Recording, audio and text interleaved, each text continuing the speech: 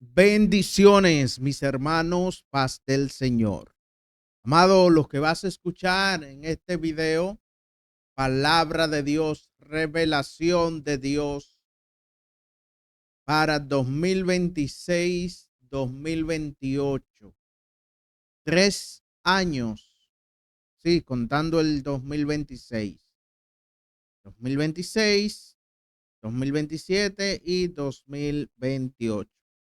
Amén. 3 años, amado, que vienen o que serán terribles. Lo que habló este hombre, profeta del Señor, lo estamos viendo cumplirse ante nuestros ojos. Y quiero que usted se quede hasta el final de este video, porque lo que se va a hablar aquí, usted lo va a ver cumplir. Y es necesario, pueblo, que usted tome lápiz y papel, porque lo que Dios les reveló a este hombre se cumple. Bendiciones. Cristianos yendo a prisión, no por predicar, por desobedecer leyes terrenales, no dar al César lo que es del César. Al siervo Brandon Biggs le fueron mostradas estas visiones concretas. Europa aparece en plena movilización, columnas de vehículos militares avanzando por carreteras, tanques desplazándose entre ciudades, soldados siendo llamados a filas de combate. Mientras hay anuncios de reclutamiento masivo en Estados Unidos, se ve una base militar enorme en Venezuela al estilo de las bases en Irak, pistas aéreas, hangares, tropas armadas custodiando pozos petroleros y un nuevo dictador en Venezuela consolidando el poder después de un breve respiro por la mentalidad de su gente y su crianza. En Gaza se ven protestas, disturbios, presión constante y debajo de Gaza muchas reservas de gas natural y recursos energéticos en el Mediterráneo. Cuba aparece rodeada de atención militar y estratégica, no por ideología, sino por su posición geográfica. Nada se anuncia en público, pero todo se prepara en silencio. Más al norte, Groenlandia entra en escena. Se ven votaciones divididas, presión política externa y el verdadero motivo en Groenlandia aparece claro: minerales estratégicos bajo el hielo, cobalto, hierro, recursos clave para baterías y tecnología que convierten a la isla en una pieza disputada por potencias. Todo esto ocurre dentro de una misma franja de tiempo entre 2026 y 2028, cuando los eventos dejan de avanzar despacio. Quédate hasta el final, porque cada parte conecta con la siguiente. Buenas noches, amados hermanos. Hoy analizamos el live titulado Come Pray With Us, emitido el 7 de enero de 2026. Que la gloria y honra sea para nuestro Señor Jesucristo. Amén. Esa noche todo comenzó de una forma muy particular. Apenas inició la transmisión, el número de personas conectadas empezó a subir con una rapidez inusual. Desde ahí dejó claro el enfoque de la noche. No se trataba de traer algo nuevo, ni de impresionar con revelaciones recientes, sino de volver a mirar con lupa cosas que el Señor ya había estado mostrando desde hacía tiempo. Había asuntos que no se podían dejar atrás todavía. Había piezas que necesitaban encajar. Enseguida trajo a la conversación el trabajo que Braden había estado haciendo.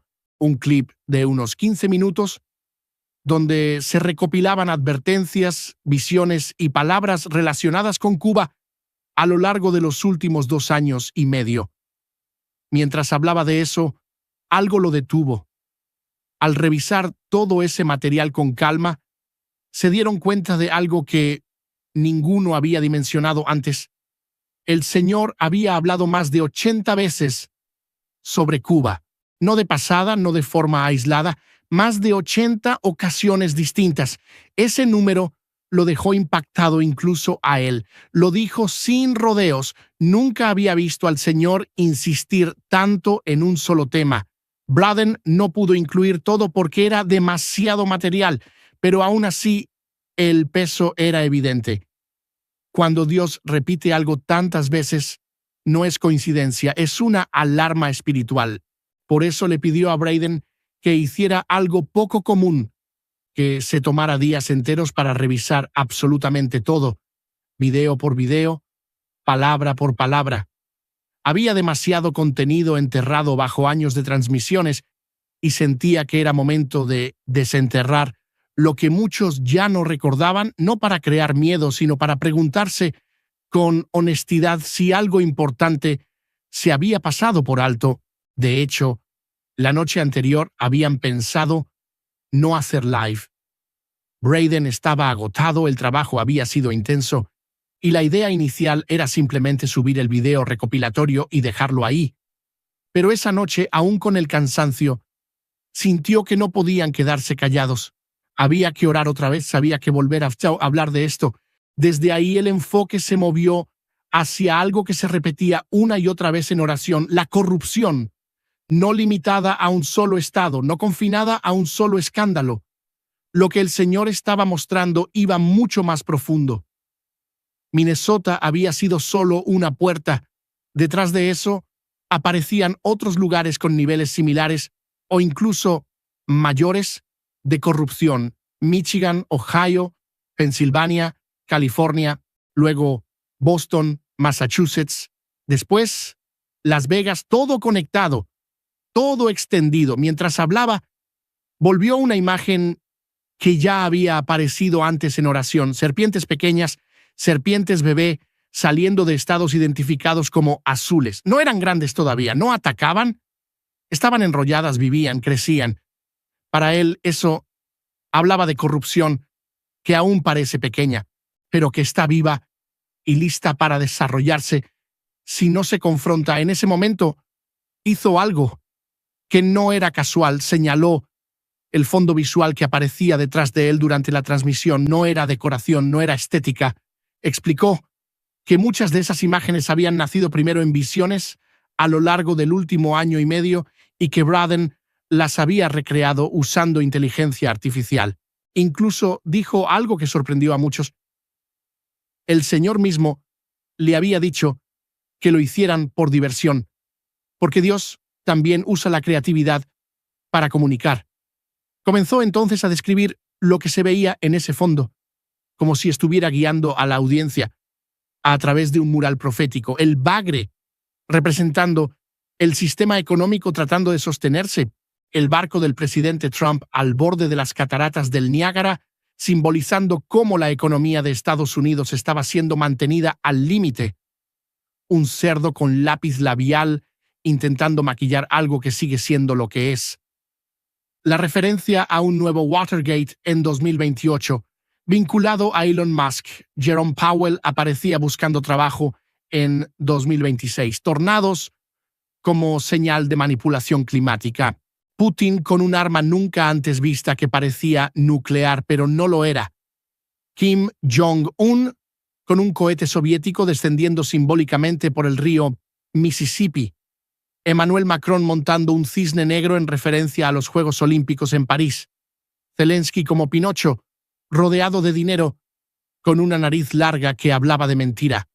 Había misiles impactando el Kremlin.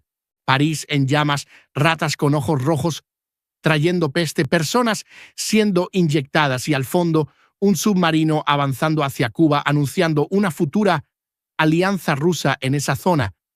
Todo eso, insistió, no era imaginación, eran escenas que habían aparecido primero en oración. Luego, el ambiente cambió. Explica que mientras oraban por corrupción y justicia, aparecieron dos rostros con claridad.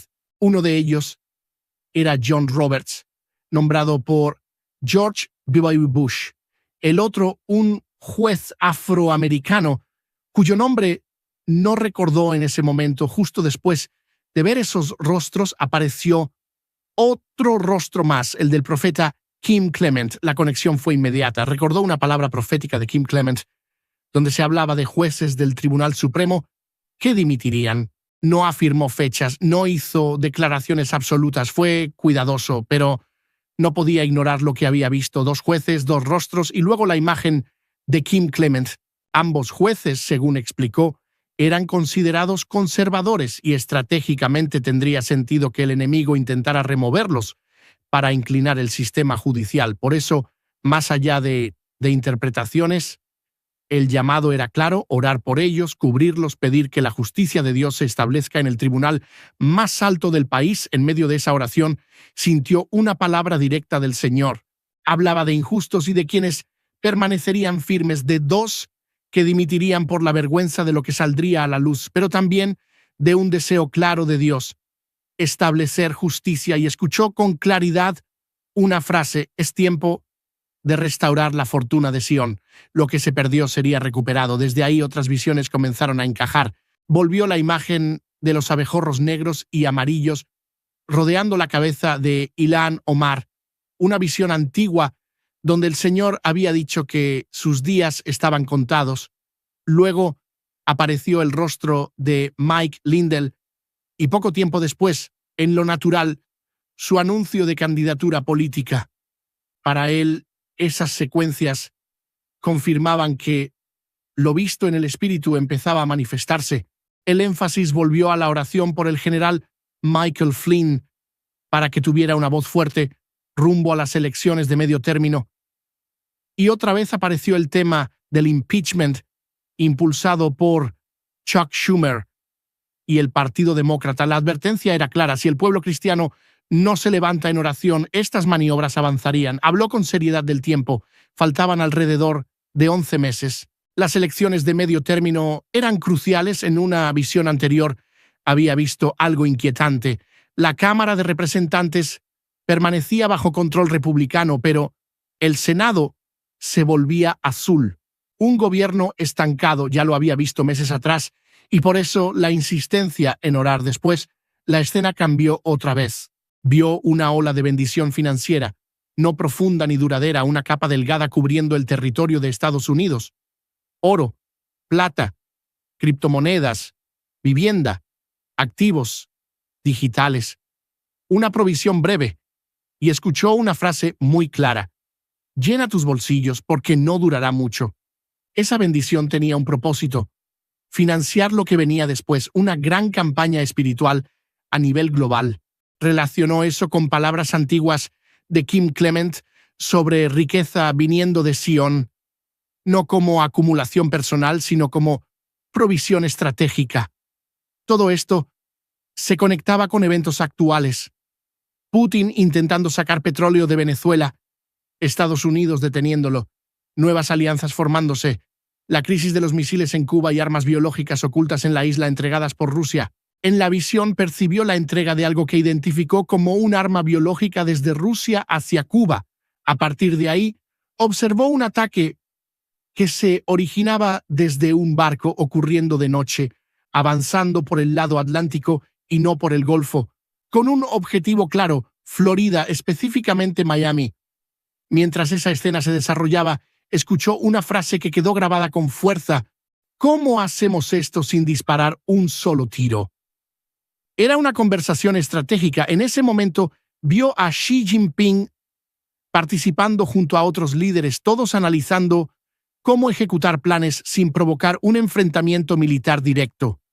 Luego, conecta esta visión con otra que había recibido tiempo atrás. En aquella ocasión, vio que durante un mandato de Trump se produciría un intento de reclutamiento importante en Estados Unidos como consecuencia del estallido de una gran guerra en Europa. Las imágenes que veía le recordaban a la Segunda Guerra Mundial: vehículos militares antiguos, desplazamientos masivos y un escenario bélico extendiéndose por varias naciones. Observó a Inglaterra y a otros países europeos involucrados en un gran levantamiento militar, con Corea del Norte alineada con Rusia. También vio surgir alianzas inesperadas, incluyendo apoyos desde Medio Oriente, rodeando el conflicto y aumentando su escala. En esa misma visión, vio que el reclutamiento no sería opcional. Hombres y mujeres serían llamados debido a la magnitud de la guerra. Recuerda que esta fue una de las primeras visiones que compartió públicamente cuando comenzó a hablar de estos temas. Mientras relataba esto, la visión cambió de enfoque y se centró en Gavin. Dijo que el Señor habló con claridad y afirmó que estaba a punto de tratar directamente con él, que sus días en ese cargo estaban contados. Lo describió como un hedor delante de su presencia. y mostró una corrupción profunda en múltiples niveles, mucho más allá de lo que la gente puede comprender. No era algo limitado a un solo partido político. En la visión aparecían varios gobernadores, incluso republicanos. El mensaje fue que una gran exposición de corrupción se acercaba y comenzaría a manifestarse en los próximos días. Entonces el Señor afirmó que estaba lidiando con la política y que el tiempo de la siembra y la cosecha se había acelerado. Lo que cada uno había sembrado, eso mismo cosecharía. Los sembradores y los segadores caminarían juntos. No se trataba únicamente de semillas financieras, sino de todo tipo de semillas. La manifestación sería rápida. Para muchos parecería juicio, pero en realidad sería la aceleración del tiempo de siembra y cosecha. La bendición y el juicio avanzarían de la mano. Lo que empieza a enfatizar es fuerte. No solo se trata de exponer la oscuridad en los gobiernos o en las naciones, sino también en la iglesia. Oscuridad en el liderazgo espiritual, cosas escondidas que ya no podrán seguir ocultas. Dice que habrá más información, más exposición, una verdadera limpieza de la casa, y lo conecta inmediatamente con la gloria de Dios. Explica que cuando la gloria llega a cierto nivel, no encubre el pecado, lo confronta. Usa el ejemplo bíblico de Ananías y Zafira. No fue falta de amor, fue la gloria manifestada. La gloria no tolera lo impuro, la gloria no maquilla, la gloria purifica. Es como cuando Moisés tuvo que quitarse los zapatos porque estaba pisando tierra santa. No era el suelo lo que era especial, era la presencia. Describe esa gloria como algo pesado, restrictivo, que baja con autoridad. No oprime, pero sí produce santidad, limpia, expone, provoca arrepentimiento real. Dice que muchos piden más gloria, pero no entienden que a mayor gloria, mayor nivel de santidad requerido. No se puede caminar en ese nivel viviendo en compromiso, tibieza o doble vida. Habla con mucha claridad de algo delicado, personas que dicen haber sido rescatadas, pero que vuelven una y otra vez al mismo pecado, justificándose con la gracia. Usa una imagen dura, bíblica, como el perro que vuelve a su vómito. No lo dice para condenar, sino para advertir. La sangre de Cristo limpia, sí, pero no es licencia para seguir viviendo igual. La gloria que viene va a exponer esas áreas. Recuerda entonces una visión anterior, fechándola con precisión, 8 de junio de 2025. Ese día vio una gran corrupción saliendo de California, muchos líderes involucrados. Lo habían vuelto a ver recientemente y por eso pidió a Braden que revisara todos los tiempos de oración de los últimos 2 años, no porque dudara, sino porque sabía que con el tiempo uno puede olvidar detalles importantes. Al volver a buscarlos, todo empezaba a encajar. Luego el enfoque cambia hacia algo que ya había visto antes, pero que seguía repitiéndose: un gran terremoto en la costa de California, extendiéndose desde San Francisco hasta la Columbia Británica. No era un sismo común, lo describe como una erupción volcánica masiva en el océano, de proporciones bíblicas, emergiendo desde las profundidades, algo que no se ve todos los días. Esa erupción, según lo que veía, provocaba un tsunami enorme que alcanzaba Japón, y conecta esa visión con otra muy similar que había visto respecto a la costa de Italia: megaterremotos, megaerupciones, el anillo de fuego completamente activo, Japón, Alaska, Anchorage, todo en movimiento. Dice con honestidad que no lo han visto aún así en lo natural, como lo ha visto en el espíritu, y se pregunta si la oración ha estado deteniendo o retrasando algunas cosas. Mientras repasa esto, vuelve a mencionar intentos desesperados de borrar evidencias. Habla de ácido siendo usado para intentar eliminar pruebas de corrupción que salieron a la luz por un joven en Minnesota, otros estados implicados. La sensación de que el sheriff ha llegado al pueblo, usando incluso palabras que Trump había dicho públicamente sobre ir después de California, todo avanzando rápido. En ese punto, dice algo clave: 2026 será un año de teatro político. Mucho ruido, mucha exposición, mucha corrupción, saliendo a la superficie, y dentro de ese teatro vuelve a haber escenas vergonzosas, no solo para figuras conocidas, sino incluso para Kamala Harris. Dice que en la visión la escucha decir: ojalá nunca me hubiera postulado, por la vergüenza de lo que sería expuesto. Aclara que no está acusando ni calumniando, solo está relatando lo que vio. La visión vuelve a cambiar y ahora aparecen flechas. Flechas saliendo de Washington hacia Ucrania, flechas rojas, representando rutas de dinero y lavado de capitales.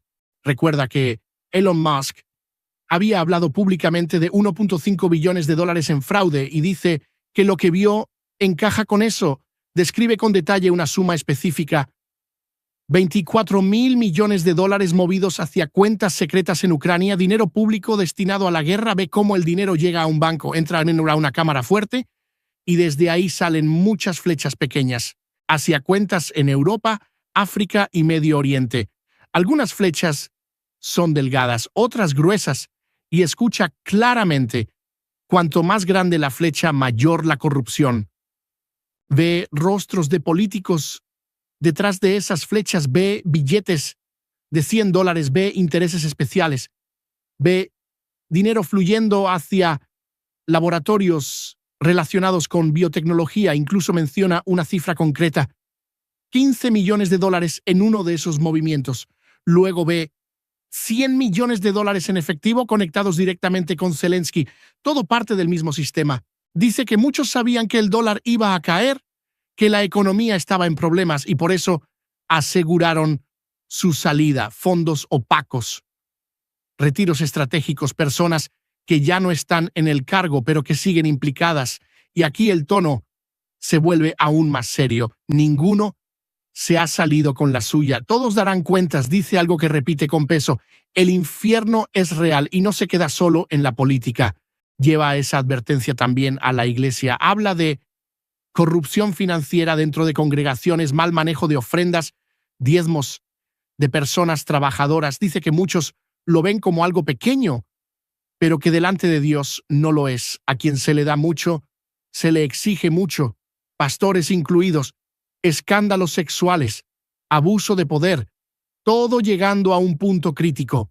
Repite con énfasis: estamos en un momento como nunca antes. 2026, 2027 y 2028 serán años de aceleración. Todo se mueve más rápido, pero al mismo tiempo dice algo que no pierde: está emocionado por el derramamiento del Espíritu, por el hambre que ve en la gente. Más de 7,000 personas conectadas en ese momento, tarde en la noche, escuchando y orando.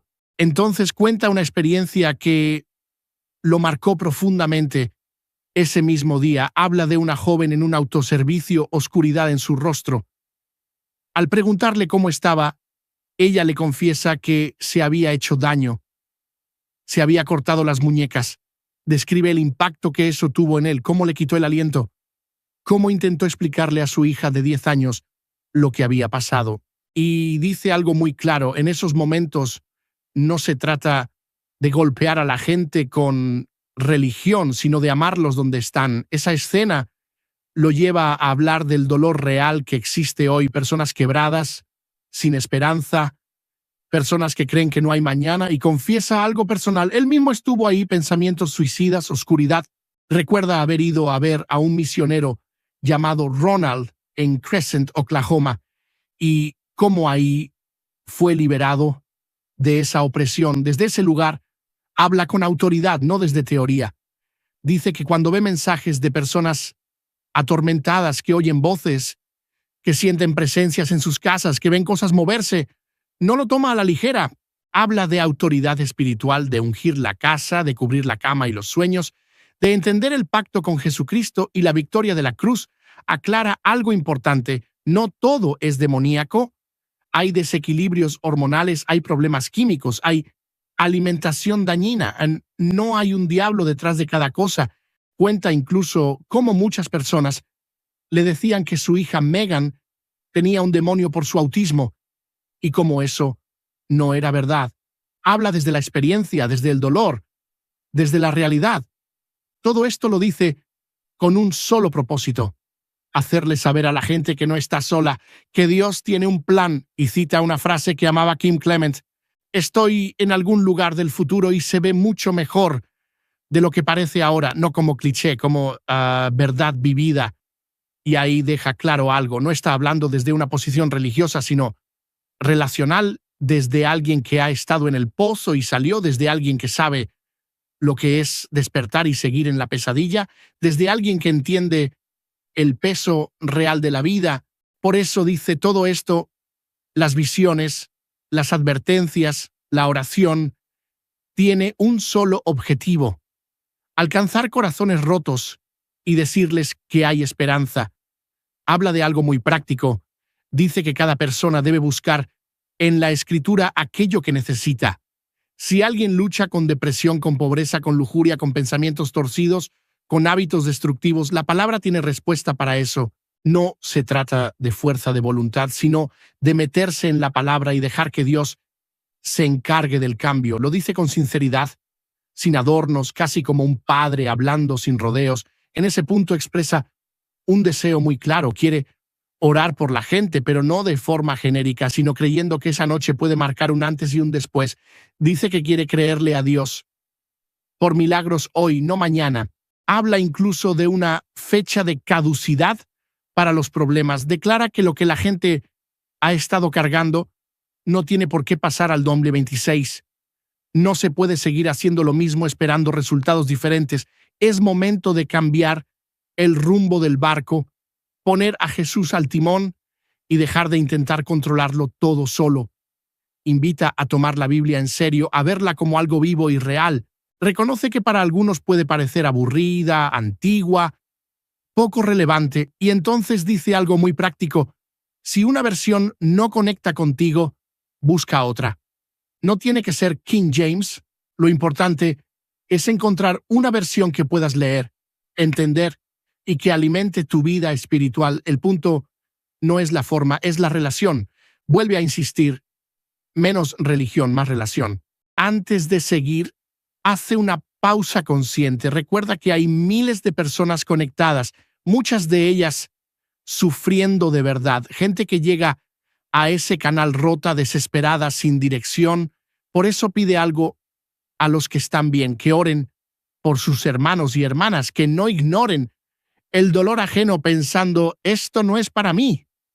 Dice que recibe correos constantemente de personas que necesitan ayuda y que no están recibiendo enseñanza sólida en sus iglesias. Aquí su tono se vuelve confrontador. Habla de mensajes tibios, de entretenimiento, de iglesias más preocupadas por la imagen que por formar creyentes firmes. Dice que muchos están recibiendo un evangelio diluido y no saben cómo pararse con autoridad en estos tiempos finales. Ven las señales, sienten que algo se acerca y no saben qué hacer. Y lanza una frase fuerte dirigida a líderes espirituales. ¡Qué vergüenza, pastores! Dice que habrá responsabilidad por no haber enseñado a la gente dónde estamos y cómo mantenerse firmes en la palabra. En medio de todo eso, empieza a narrar la oración que hace en ese momento. Agradece por cada persona conectada. Reconoce que algunos están arruinados, quebrados, con el último dólar en el bolsillo, y trae a memoria promesas claras. Dios suplirá todas nuestras necesidades conforme a sus riquezas en gloria. Nunca ha visto al justo abandonado, ni a su descendencia mendigando pan. Habla de Dios como el Dios del cambio, el que toma lo que el enemigo quiso usar para mal y lo transforma para bien. Empieza a personalizarlo todo. Dice que Dios no es solo el Dios de Abraham, Isaac y Jacob, sino el Dios de personas reales, con nombre y apellido. Menciona su propia familia, menciona nombres como Tyrone y hace énfasis en esto. Haz a Dios personal, no te quedes con un Dios lejano, histórico. Llévalo a tu situación concreta. Luego describe el momento de la comunión. Habla del cuerpo de Cristo, de cómo Jesús se hizo enfermedad, tormento mental, pobreza, para que nosotros no tuviéramos que cargar con eso. Cita Gálatas 3:13, recordando que Cristo nos redimió de la maldición de la ley. y vuelve a la idea central. Esa noche puede ser la noche en que algo termina y algo nuevo comienza. Aclara algo que rompe esquemas, no importa si no tienes una oblea. Usa una papa frita, agua, una galleta. Jesús conoce el corazón. Cuenta incluso con un tono más ligero, como durante años tomó comunión con papas fritas hasta que la gente empezó a enviarle miles de copas de comunión por correo. Habla de más de 4,000 enviadas.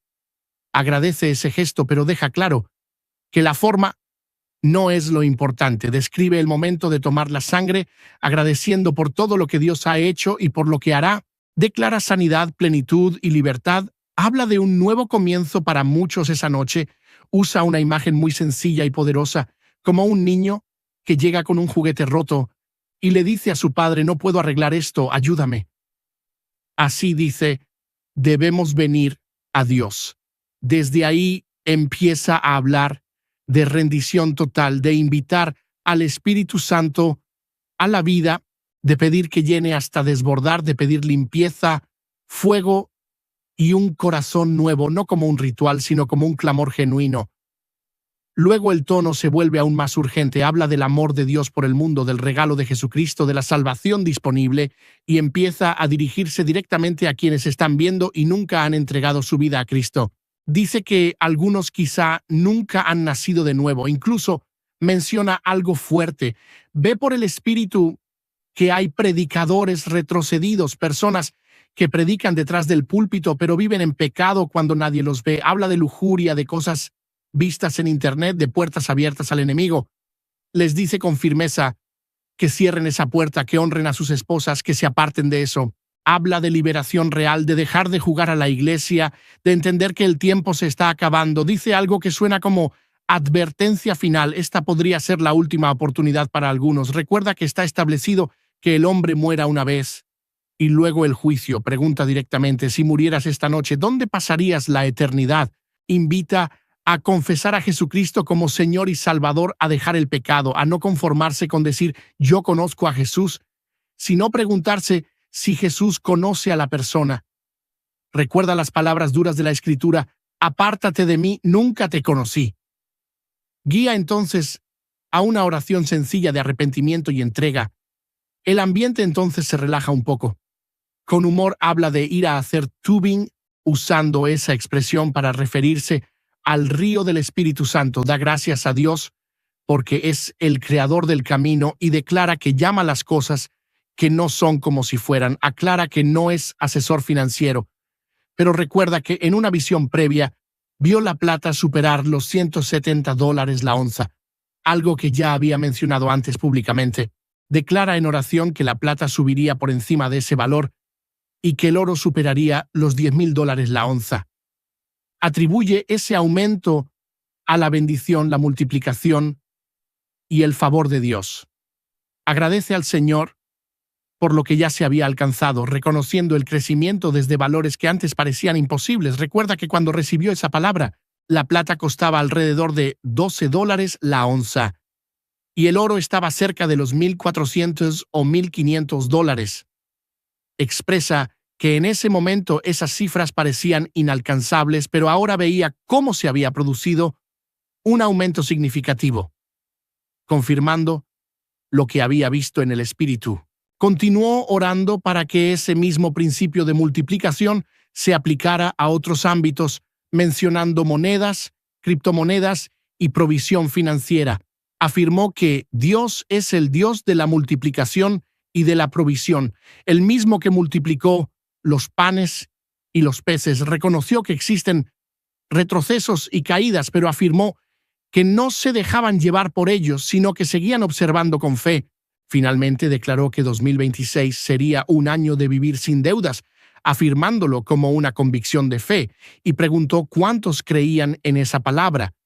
Él continuó explicando que este tiempo no solo traerá exposición y corrección, sino también provisión. Dijo que quienes hoy están endeudados verán un cambio completo en su situación. Afirmó que en 2026 muchos no solo saldrán de deudas, sino que tendrán liquidez en el banco. Personas que hoy deben grandes sumas terminarán teniendo ese mismo monto como excedente. Incluso después de impuestos, pero inmediatamente advirtió que en los días siguientes algunos caerán en una trampa. Dijo que vio personas que dejarán de pagar impuestos y se meterán en problemas serios. Fue claro en que el Señor le dijo: da a César lo que es de César. Explicó que circularán rumores en Internet diciendo que el IRS va a desaparecer y afirmó que eso no viene de Dios. Dijo que vio a creyentes creerlo, retrasarse y terminar pagando un precio alto. Recordó que vio casos concretos de personas que no pagaron ganancias de capital y quedaron atrapadas en graves consecuencias. Recalcó que el mensaje fue directo: no manipular, no engañar, no postergar. Dijo que quienes gastan el dinero pensando en pagar después terminarán en problemas porque esto no es un juego. Afirmó que ha visto a creyentes perderlo todo por no obedecer en esto, incluso terminar en prisión, y fue enfático en que el Señor dijo: paguen lo que corresponde y sean agradecidos por la bendición que están por recibir. Para algunos esto será un cierre definitivo de ciclos largos y para otros apenas el comienzo. Dijo que vio victoria para muchas familias y finales repentinos en procesos que parecían eternos, cambios rápidos y movimientos acelerados incluso dentro de un periodo de 24 horas. Este tiempo traerá una prueba del corazón, porque muchos esperaban cifras enormes, cantidades grandiosas, y al recibir menos, aunque siga siendo mucho, se sentirán decepcionados. Dijo que vio personas frustradas no por falta, sino por expectativas mal alineadas. Si lo que llegue se recibe con gratitud y se pone en manos del Espíritu Santo, Él lo soplará y lo llevará a un nivel mayor con el tiempo. Mientras hablaba, recordó algo que había visto: las lágrimas de las personas, junto con sus semillas sacrificadas, eran recogidas y guardadas como algo precioso para Dios. Y mientras las acercaba a su corazón, le dijo: estos son muy queridos para mí, Brandon. No eran ignoradas ni olvidadas, eran tomadas y acercadas al corazón de Dios, valoradas como ofrendas sinceras. Dio gracias al Padre por la transferencia de riqueza, afirmando que finalmente estaba comenzando a manifestarse. Declaró que habría más que suficiente, que las iglesias no estarían cargadas de deudas y que las grandes hipotecas serían canceladas en el nombre de Jesús. Expresó el deseo de que los pastores ya no vivieran bajo ese peso, que pudieran sentarse con tranquilidad sin la presión constante de sostener deudas millonarias y que pudieran dedicarse plenamente a cuidar a la congregación y a orar. Reconoció que esa carga financiera es pesada, pero que Dios cubre todas las necesidades y cuida de sus rebaños. Proclamó que el Señor es Jehová Jireh, el Dios que provee, que ese año sería un año debt-free, y llamó a la gente del canal a vivir sin deudas, libres de pagos de autos, hipotecas, préstamos estudiantiles, facturas médicas y cualquier otra carga financiera, que ese era un tiempo como nunca antes, un tiempo para caminar en la abundancia que Dios siempre había deseado para su pueblo. Recordó la promesa de prosperar en todo y tener salud, así como prospera el alma. Declaró que 2026 sería un año tan extraordinario que el mundo se preguntaría cómo había sucedido todo eso. Dio gracias porque familias enteras vendrían a Jesús sin la esclavitud de las deudas, sanadas en sus cuerpos y restauradas por completo. Cuerpos sanos, libres de diabetes, enfermedades del corazón, colesterol alto, problemas cerebrales, Alzheimer, demencia, Parkinson y cualquier otra afección del cuerpo y la mente. Afirmó que ese sería el año en que aquello por lo que habían estado creyendo finalmente se manifestaría, sanos, completos y restaurados en el nombre de Jesús. Declaró fe en el nombre de Jesús y habló de un mover poderoso del Espíritu Santo, de fuego y de un avivamiento que se extendería sobre la nación, sobre Europa y sobre Canadá. Mientras hablaba, explicó que algo volvió a aparecer ante sus ojos, como cuando el terreno ya está arado y de pronto se abre otra vez. Dijo que volvió a ver la Columbia Británica, esta vez no como una idea, sino como una imagen clara. Un volcán explotando, no en tierra firme, sino desde el agua. lava emergiendo con violencia, humo espeso, fuego elevándose y el océano alrededor hirviendo como si el mar mismo estuviera en ebullición. Describió cómo la ceniza se elevaba tanto que el tráfico aéreo en toda esa región tendría que detenerse. Entonces algo más se marcó con fuerza: marzo. Dijo que marzo se le presentó de manera insistente como un mes subrayado, frío, pesado, importante, y al seguir mirando, apareció Groenlandia. Vio una votación, no una simple consulta, sino una votación cargada de tensión, números ajustados, un pueblo dividido, decidiendo si unirse o no a Estados Unidos. Explicó que el motivo real no era simbólico ni político, era profundamente material: minerales, hierro, riqueza enterrada en la tierra, recursos estratégicos, materias primas para baterías. La escena cambió a imágenes de minería, grandes fosas abiertas en la tierra, excavaciones profundas, camiones gigantes de color amarillo avanzando cargados de material: cobalto, minerales valiosos, enriquecimiento a gran escala, miles de millones. Dijo que veía claramente que esto no se trataba de seguridad nacional, sino de riqueza, de recursos, de hacer grande a América a través de lo que estaba escondido bajo el suelo. Explicó que el discurso de seguridad era solo una mano fuerte, una palanca para ofrecer más, pero que detrás de eso veía resistencia, sobornos, negociaciones tensas, personas tercas, firmes, aferradas a su postura. Así fue como lo describió: terquedad. Volvió a mencionar marzo.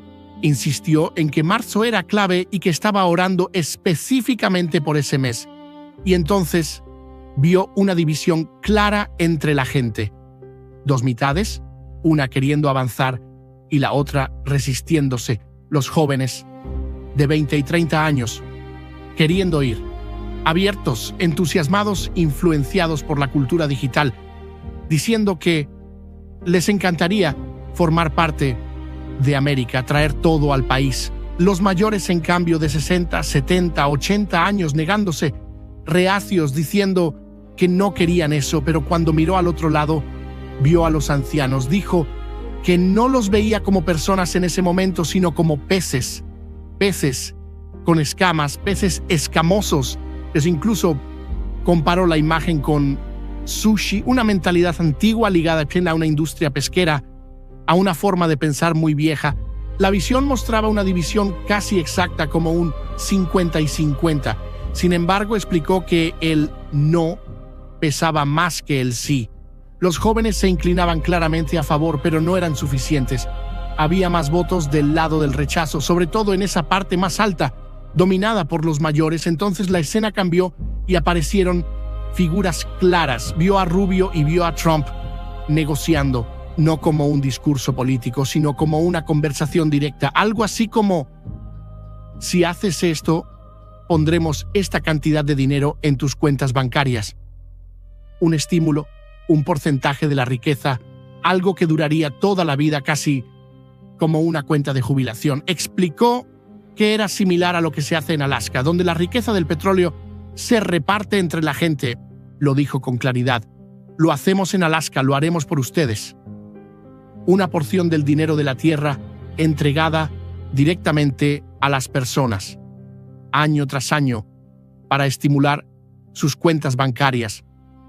Vio esa súplica dirigida especialmente a los mayores. Miles de dólares cada año, cantidades suficientes como para ayudarles a vivir, a jubilarse, a seguir con sus vidas. Todo con un solo propósito: convencerlos, no por ideología, sino por los minerales, por los recursos, por lo que está bajo la tierra. Dijo que veía claramente cómo se negociaban esos estipendios, esos incentivos. No era seguridad social, pero se parecía en el concepto: contribuiste, ahora recibes. La imagen fue muy nítida. Incluso vio las banderas, la bandera de ellos, uniéndose a la de Estados Unidos, sin desaparecer del todo, pero integrándose, pasaban a formar parte de América. Aún así, dejó claro que veía una resistencia enorme por parte de los ancianos, demasiados de ellos en contra, aunque la oferta era tentadora. Habló de cifras como $25,000 al año. No creía que fuera suficiente. Concluyó diciendo que no creía que esto fuera a suceder realmente, que habría mucho ruido, mucha conversación, mucho debate público, pero que al final no lo veía concretarse. Para él era más bien charla, algo que se oiría mucho, pero que encontraría un muro en la resistencia de los mayores. Eso fue lo que vio, y lo dejó ahí para ponerlo en la estantería y orar. Lo que veía no era solo política, era crecimiento, atracción económica, expansión. La idea era clara: llevar provisiones americanas a sus costas, porque en esa visión eso significaba progreso, modernización, movimiento, vida. Pero algo se resistía. Veía cómo la modernización aparecía casi de forma simbólica. Restaurantes, infraestructura, estímulos visibles de vida moderna. Todo empujaba hacia lo nuevo, hacia lo moderno, hacia adelante, y aún así percibía una negativa profunda, una resistencia cultural, una decisión consciente de aferrarse a formas antiguas de pensar, viejas estructuras, viejas ideas, un no queremos lo moderno muy claro. Entonces la escena se abría aún más. Europa aparecía influyendo directamente para que la respuesta fuera no, y la Unión Europea se manifestaba con firmeza en contra. Veía a Macron con una voz particularmente fuerte, muy ruidosa, oponiéndose con claridad, y junto a él Inglaterra, Francia, Alemania e Italia presionando en la misma dirección. Todas esas voces sobresalían al mismo tiempo, empujando con fuerza, y la sensación era la de una negociación dura, casi hostil. Groenlandia parecía estar siendo utilizada como una pieza de ajedrez, como un peón dentro de algo mucho más grande, directamente vinculado a Ucrania. La pregunta flotaba en el ambiente con peso: ¿por qué deberíamos ayudarte? Y aún así, el pueblo groenlandés no parecía tener una voz real en todo eso. La impresión era de decisiones tomadas muy arriba, entre élites, con demasiada corrupción y demasiados intereses cruzados. En medio de todo eso surgía una confusión clara. No entendía cómo Macron podía tener voz sobre Groenlandia, ni por qué la Unión Europea podía influir de ese modo. Simplemente relataba lo que veía. Macron aparecía insistente, Europa firme e Inglaterra aún más firme, mientras el trasfondo seguía creciendo sin detenerse. Finlandia, otras naciones y movimientos simultáneos comenzaban a alinearse, no como eventos aislados, sino como piezas colocándose en fila. Todo apuntaba a una preparación global, a un reordenamiento que avanzaba sin pausa, pero en el centro de todo había una sola constante: los minerales. Grandes cantidades de dinero, riqueza enterrada bajo la tierra, minería masiva y pozos enormes excavados en el suelo aparecían una y otra vez. Una palabra se repetía con insistencia: cobalto. Algo enterrado, algo estratégico, no por seguridad nacional ni por ideología. Era para fortalecer algo mayor, para respaldar el dólar y hacerlo más fuerte. En la visión, todo se conectaba: el petróleo de Venezuela, los minerales del norte y el juego de poder económico, como un tablero de Monopoly a escala global. Después venía Cuba. Eso aparecía con claridad, demasiado cerca para ignorarlo, como parte del mismo movimiento. La imagen era incómoda: alianzas forzadas, presión económica y gobiernos por poderes, todo orientado a un solo objetivo: beneficiar a Estados Unidos y consolidar su posición, no muy distinto en su forma a cómo operan otros bloques globales como BRICS. Era un juego de poder donde el dólar debía seguir siendo el rey, no como opinión ni análisis político, sino como una escena completa, conectada, cruda y en movimiento. Lo que sostenía todo era el dólar. Mantenerlo como rey, pero no liviano, sino respaldado, pesado en la parte superior. Había demasiada deuda y demasiado peso mal distribuido, y la única forma de estabilizarlo era traer respaldo real: petróleo, minerales, oro, plata, criptomonedas e incluso la industria pesquera. Todo apuntaba a fortalecer el dólar desde la base. Entonces, la escena se desplazó hacia Israel, Veía una gran transferencia de riqueza allí, no solo dentro del país, sino en el Mediterráneo, justo frente a sus costas, algo de lo que se iba a oír hablar mucho más.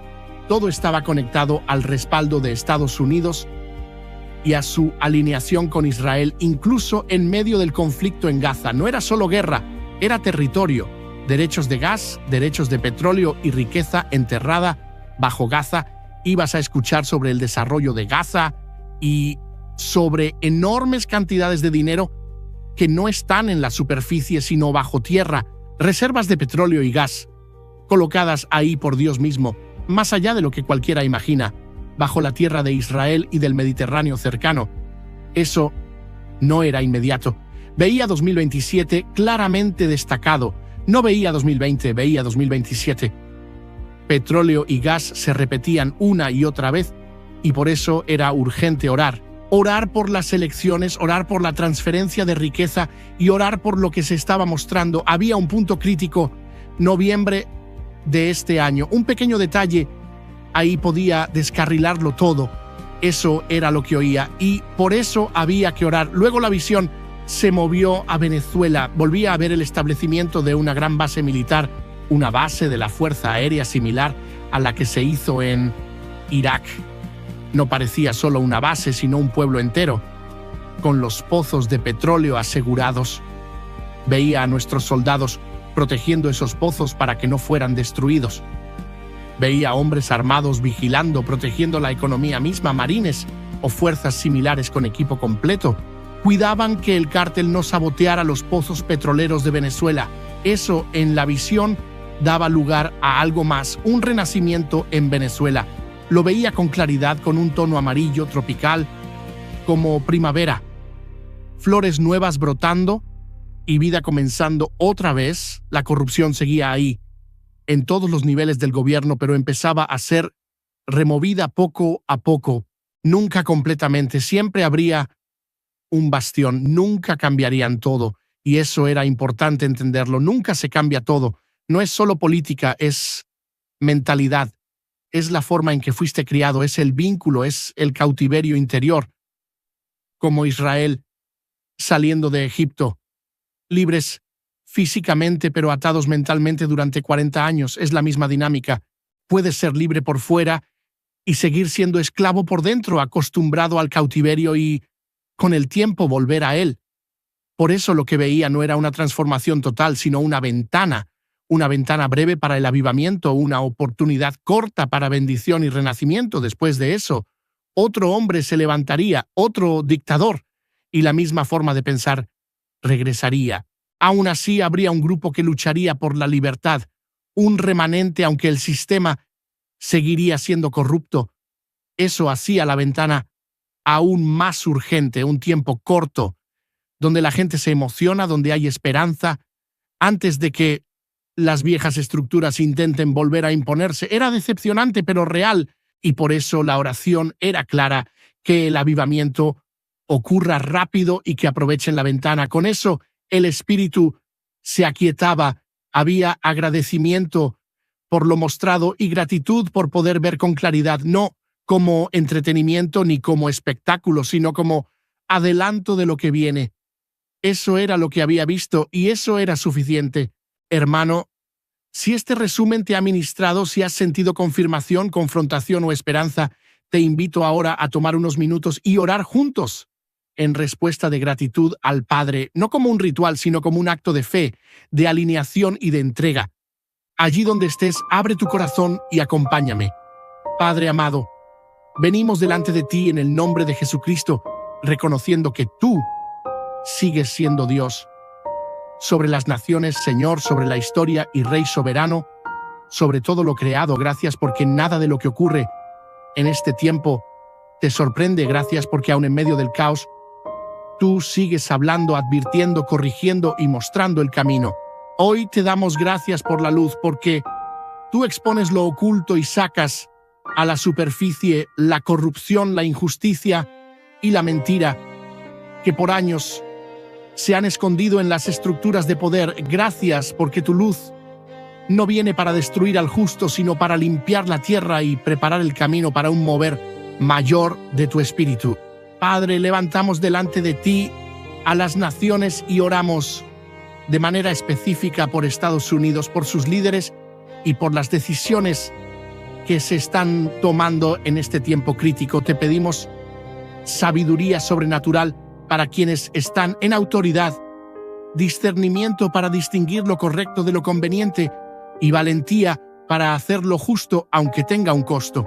Cubre a sus familias, guarda sus mentes, protege sus cuerpos y frustra todo plan oculto que busque desestabilizar, dividir o destruir. Señor, declaramos que toda red de corrupción financiera es expuesta, que todo dinero robado, lavado o escondido sale a la luz y que la justicia del cielo se establece. No por venganza humana, sino porque tú eres un Dios justo. Declaramos que el tiempo de sembrar y cosechar se ha acelerado y que nadie escapará de rendir cuentas delante de ti.